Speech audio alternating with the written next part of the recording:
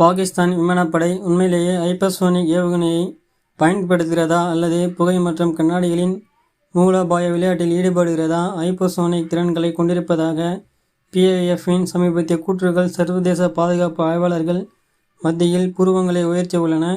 இது தெளிவின்மை மற்றும் கேள்விகளின் தடத்தை விட்டுச் செல்கிறது. PIF-இன் அறிவிப்பு குறிப்பிட்ட விஷயங்களில் ஒரு காது கேளாத மௌனத்துடன் இருந்தது.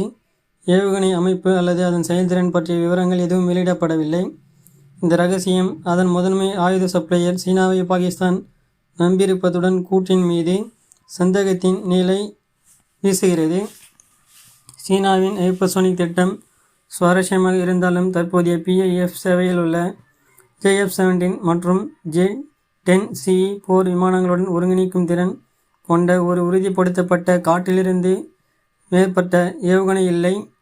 இது CM-4 UKG ஒரு சீன சூப்பர்சோனிக் கப்பல் எதிர்ப்பு ஏவுகணை சாத்தியமான வேட்பாளராக உள்ளது.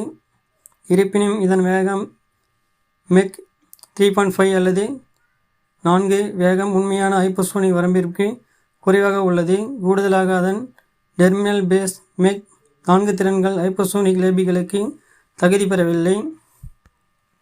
குழப்பத்தை சேர்த்து PIF தானே ஹைப்பர்சோனிக் ஏவுகணை திறன் என்ற தெளிவற்ற வார்த்தையை பயன்படுத்தியது.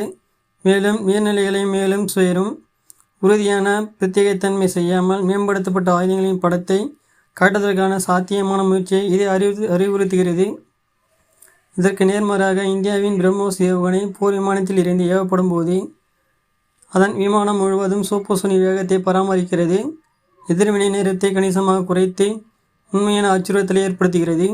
கூடுதலாக இந்தியாவின் வான்வழி ஏவப்பட்ட ருத்ரம் 2, ருத்ரம் 4, ருத்ரம் 3 ஏவுகணைகள் அவற்றின் மூனிய கட்டத்தில் Mach 5.5 ஐ அடையாளம் மேலும் அவற்றின் நியர் ஹைப்பர்சோனிக் சான்றுகளை மேலும் உறுதிப்படுத்துகிறது. எனவே PIF-இன் ஹைப்பர்சோனிக் கூற்றுகள் நிச்சயமற்ற நிலையில் உள்ளன. உறுதியான ஆதாரங்கள் மற்றும் வெளிப்படைத்தன்மை இல்லாமல் சர்வதேச சமூகம் இந்த அறிவிப்பை சந்தேகத்துடன் ஆராயும் நிலை உள்ளது. இது பாகிஸ்தானிய இராணுவ தொழில்நுட்பத்தில் உண்மையான முன்னேற்றமா அல்லது எதிரிகளை தடுப்பதற்கான மூலோபாய தந்திரமா என்பதை பார்க்க வேண்டும் என்று கூறியிருக்கிறார்கள்.